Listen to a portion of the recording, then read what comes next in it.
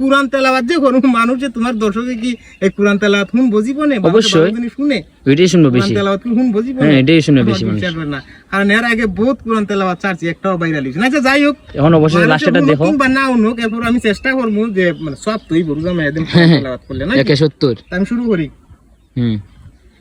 أعوذ بالله من الشيطان الرجيم بسم الله الرحمن الرحيم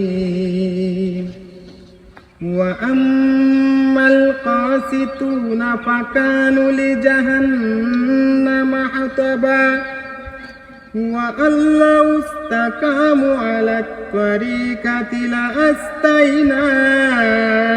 ماء غدقا